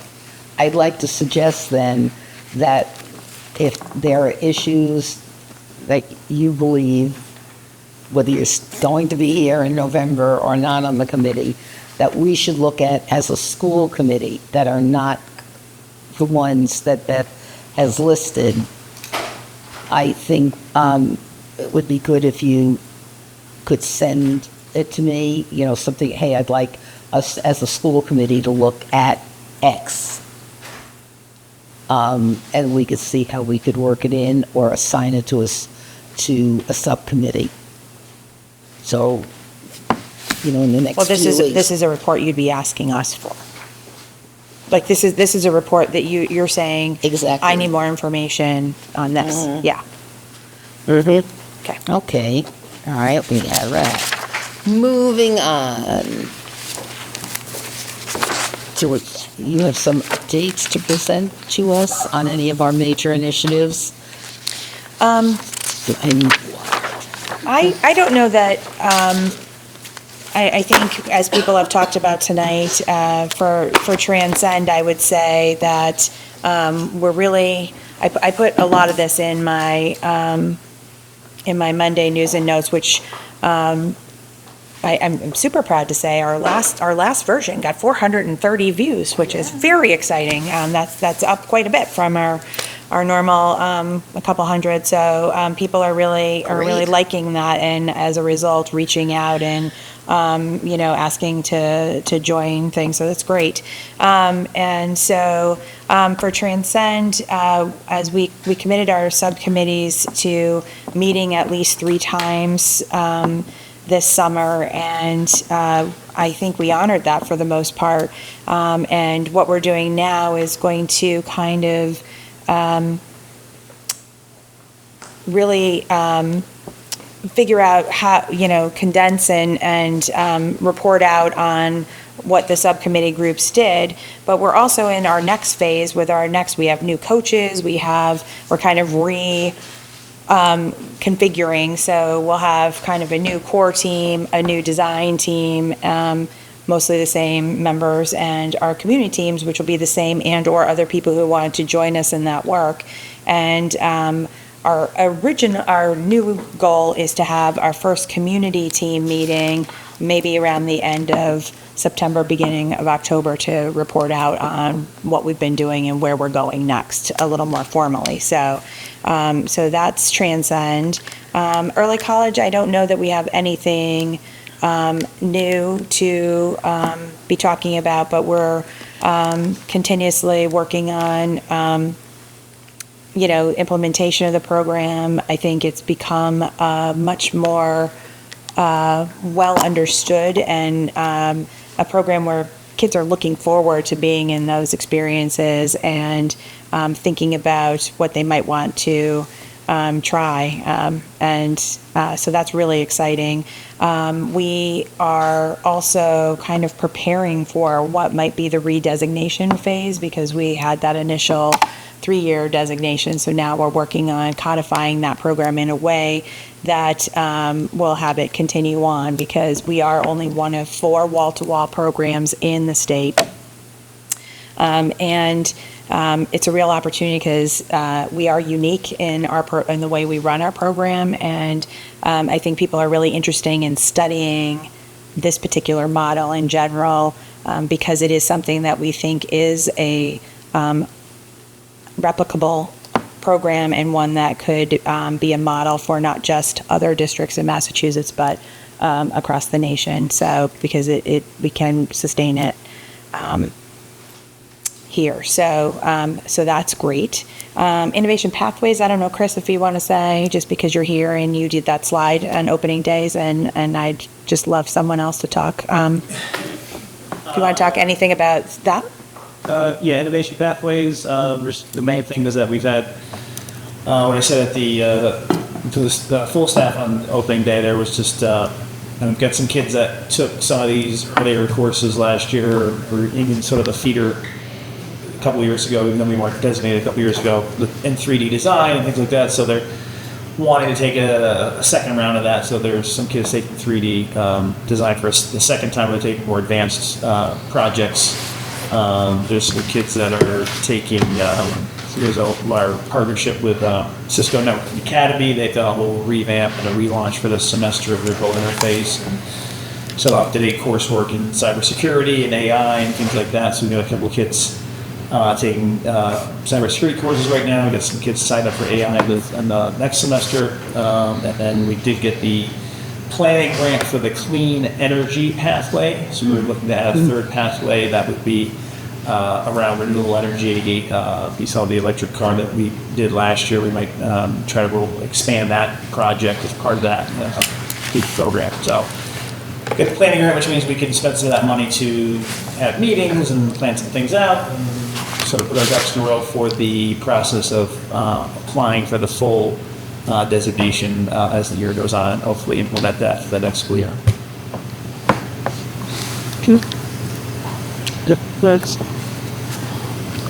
I asked Mr. Carpenter a question. Well, is it in one of these 3? Yes. Okay. Go ahead. Where's your guess? Well, I said that. I'm sorry. Should I said yes? Just, I would like a sense of what you feel from as the students have come back this year, and their engagement in terms of programs. Do you see a difference in temperament, attitude, receptivity? In terms of this specific program that we just discussed? Yeah, like the college. Yeah, I mean, I think, we had a lot of movement. Our ad drop period is coming up September 6th, I think the 13th. But we had a lot of kids come right back to school wanting to change schedules in a couple different ways around early college.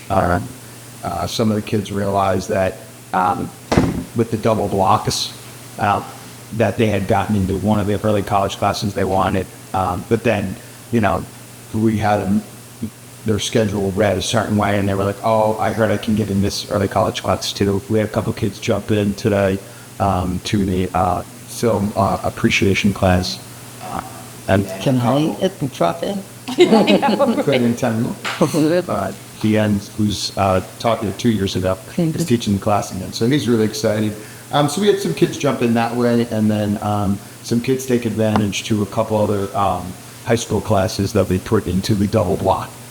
So some of them are taking like one college class, and then one of the normal high school classes that had run under a normal high school schedule. So it was good to see that a lot of the kids came back and were interested in those things. A lot of kids asking some good questions around some of those integration pathways that Christian. Oh, great. So, I think the kids are really enthusiastic to come back. I think part of that was probably that we had a longer summer than normal over the last couple of years. And so there were a lot of kids who were excited to be back, to see their friends and things like that. And that enthusiasm, I think, carried over to some of them really thinking about their schedules. Because it's a long time from the time they pick in May and say, oh, I'm interested in this, and then come back with the realization that, okay, this is my schedule for the year.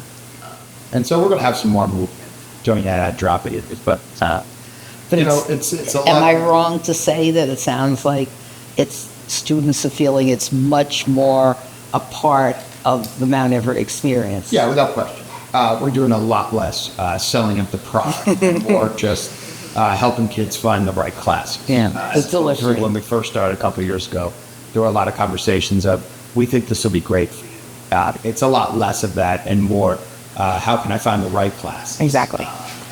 Great. How do I know if these will be offered every year? Or is this going to be every 2 years? Should I get in now if I'm a senior? Things like that. So I think we've gotten the place we wanted to be over the first few years, and obviously there's a lot more work to be done in terms of what we want this thing to look like for our families. But I think we're in a right place right now. Well, that's really positive in terms of in a You should just be 3-year facing period. this way. Oh yeah. Sorry, Al. I think it's very positive within a 3-year period to have that accepting of an innovation and that it becomes the norm. And I would just add one thing. I think a lot of the students are hearing from their friends who have graduated recently and what they've been told at the colleges they've attended on how many of the credits count. And so I think that has certainly helped in terms of, is this worthwhile? Because we've had, in the last 2 years, the graduates have spoken to their friends about, wow, they accepted, 18 of like 21 credits. And so I think that makes a huge amount. Yeah. And I think we have to, even though she's not here, thank Lindy Ann for the work she's done in contacting colleges on behalf of our students. Yes, we have. It's a really comprehensive group of people who are working diligently. We now have another 5 teachers who are in the certification process. I mean, it's just really, we're riding a wave. And it's really great. So it's pretty incredible. There's a lot of interest, and it's really. And Secretary Tutwiler was the second, when he was the superintendent in Lynn, I believe he was the second designated early college program. So this is a near and dear experience to his heart too. So he's really going to be looking to hear about our program. He's really excited about that piece and the whole. And I am totally remiss, and I apologize for being so tired that I completely forgot to say our first studio experience is also running this semester. And we have the Berk Studio experience. So that's another thing that's going on this fall. A little bit of the building and flying, as we're famous for, but we're really excited about that, and we have some great support to start that off. I don't remember the exact name of the studio, but it's in the program of studies. But we have several students in that, so we'll be excited to hear from them as we go through this process for the first time. So I can't believe I just said that. I'm sorry, I forgot. One more quick thing, just to talk about how Innovation Pathways is working a little bit. I didn't on day one. I did some business from the start of school. I didn't really look at my roster to our classes. I just saw 1s and 2s, which are typical. But I didn't realize that guy didn't put so many into C period. So as C period started, one kid came in and said, I'm here to take cybersecurity. The next kid came in, I'm here to take C++ programming. The next kid came in and said, I'm here to take 3D design. Next kid came in, I'm here to take 3D design too. And then two more kids came in and said, we're here for robotics. And the other kid came in, I'm here for cybersecurity as well. So It's kind of a studio. I was like, okay, well, that's exactly it. So I said, all right, you guys are over here, you guys are over here, you guys are over here. So C period, now we have these three kids are building a robot over here. These two are studying cybersecurity. This kid's programming in Python. These kids are 3D printing. Oh so my it's God. pretty cool, actually, yeah. It's pretty incredible. Yeah. So, sorry, we're white. It's been a very, so we weren't as, as organized, but there's still a lot happening. So I think you can Really? appreciate that, and that's why we all look like this, and we're forgetting what we're doing, because it's a lot. And forgetting what we're doing, I completely forgot to bring up again, the week from Saturday is the Sheffield Fair, and if anybody could give me any time. The 7th, September 7th. To assist at the Sheffield Fair. I had a table last year, and Renee, I have to speak to you in terms of the Sheffield Fair, but we really like to be able to get anybody can come. It's not just Sheffield. People come from all over, and we want to let them know about the district. So if anybody can, give me an hour of assistance it's from 11. Renee, it's 11 to 3:30? I'm sorry? The Sheffield Fair, 11 to 3:30? 11 to 4 on Saturday, September 7th. I got the rest right. It's 11 to 4. Yeah. It's going to be. So, Nancy? Would that be a place to have information about the warm line? Yes. Excellent. Yes. Okay, yeah. And, we're basically hoping, and it's at the pavilion in Sheffield's Park. So, love it if anyone could help. Awesome. Okay, I completely forgot about it. So just email me if you have an hour or so that you can do it with Jim, right? It was fun. Well, it was fun. Yes, it was. I'm writing it down so I'll remember for sure. Okay, thank you. All right, this should be quick. Subcommittee reports. Has any committee met? No, it was the summer. B needs to, though. Yeah. So that we can skip to. Is there any committee chair, current chair, who needs to be setting a date and wants their committee members to know? That would be community relations between the newspaper, the newsletter, and what's the other thing that you wanted? Oh, the forum. Yeah. Okay, so Nancy, if you get us a suggested date, those on the committee can respond. Anybody else who has to? I have a question. Yes, sir. With MASC coming with the policy, Liz LaFond has not gotten back to me, so I'm bothering. I have it on my list for tomorrow to get a hold of Glenn Kuchar and see, can you give me somebody else? okay. Yeah. I was thinking about that today, so she doesn't respond to that.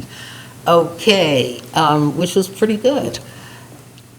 You all of us reported so accurately. All right, yes. I did receive some correspondence from Beth about the Eagle Fund, that they are accepting, they would like students and staff to submit applications for September, October consideration, I guess. Yeah, So- I have the deadlines. What we want to do is let people know who might be interested, how to complete a proposal for it. Is that for this year? It's for this year. Yeah, they've changed their cycle. And so did the Cultural Council. So whatever they apply through now would be applied to whatever project we had this year. Depending on the date. I haven't looked at did you see the Eagle Fund dates for when it? It just said September/October. Right, yeah. Kind of a little. So with the reading, Berkshire County here, it just says September 1st they open, October 15th is the due date.